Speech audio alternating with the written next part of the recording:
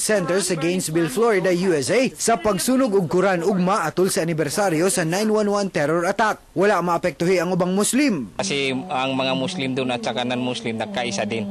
Basically, wala naman. It's just over-sensationalize sa mga like news or something. Giatras na hinuon ang planong pagsunog og Quran. Pinasayisab ang pagsaulog sa Idil Fitir sa mga residente sa Purok 26, Barangay 76A. Kay nakigduyog sab ang mga Kristiyano og lumad sa mga Muslim sa pagtapos sa Ramadan. Mato ni Attorney John Mahamud sa grupong Aksyon Mindanao, paagi kini aron nga masuod ang mga Kristiyano ug Muslim uban ang mga lumad. For us, hindi basta-basta natin marisolba ang Mindanao problem without unity among stakeholders of Mindanao. Atul sa panagtigom, nagpalupad og kalapati og puting balloons nga nagsimbolo sa kalinaw og kagawasan. Para sa United Muslim Council for Peace and Development, maayong ehemplo ang Davao kay dinhi gihatagan og partisipasyon sa gobyerno ang mga Muslim.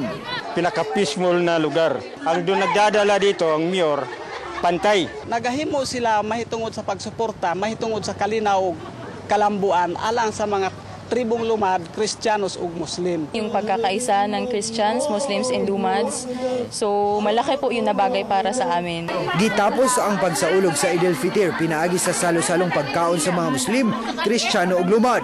Francis Magbanwa, Patrol ng Pilipino.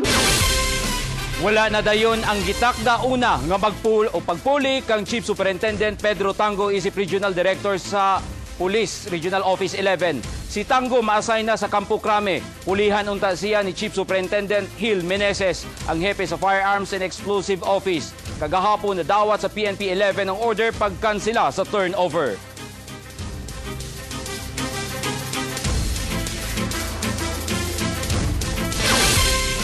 Gisinahan sa negosyo. Kini ang nakitang rason sa pamilya Erom nganong gipatay ang barangay kagawad sa Pinalpalan, Malita nga si Lowell Erom, nagapatrol. Vina Araneta. Walay na hinumduman si Joan Erom, kanhi District Supervisor sa DepEd sa Malita, Davao del Sur, nga naay atraso o kabikil ang iyang anak nga si kagawad Lowell Erom sa barangay Pinalpalan. Kinsa gipusil patay, samtang sakay sa iyang truck diha sa highway sa barangay Kidalapong sa Malita, Davao del Sur, niadtong Martes sa gabi. Ang gidudahan sa pamilya og mga kaila nga gisinahan kini. Daghan man sa kusuki, makumasayad ko unsa gyud ang nabutang sa uban. Murag ana murag borod business man gina ako agit. Nagad sa business side, basig mga competition sa mga prices wala ato mabalui. Nanay gidudahan ng Malita Police nga mo'y sentro karon sa ilang investigasyon. Amo yung ipalaluman ang investigasyon o para katong possible suspect o may linkage ba siya sa involved sa kaso ni Kagawad Erom. Unang ilhang nawong bakay tungod sa gabi ngit-ngit man kaayo.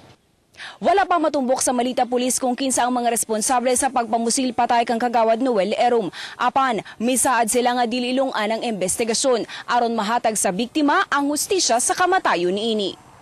Vina Araneta, Patrol ng Pilipino, Malita, Davao del Sur. Miabot karong hapon din sa Davao City ang imahe sa Our Lady of Peñaprancia nga gikan pa sa Bicol. Tumong sa pagdala sa imahe din sa Davao aron mapaambit sa mga Davaoenyo ang milagrong hatod niini. Kapin 300 katuig na ang imahe sa Our Lady of Peñaprancia sa Pilipinas.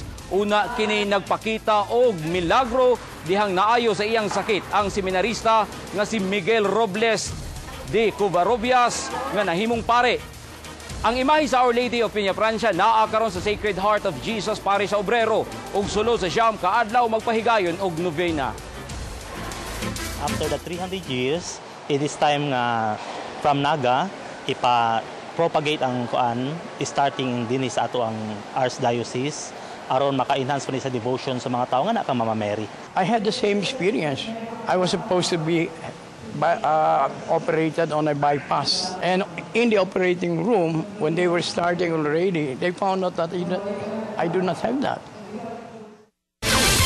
Mo kadto ang kinatibukan sa TV Patrol Southern Mindanao. Gihatod namo ang mga balitang angayan ninyong masayran. Tud kay bisan asa ang balita, tuwa kami. Nagalagad kaninyo sulod na sa 21 katuig, bisan asa sa kalibutan.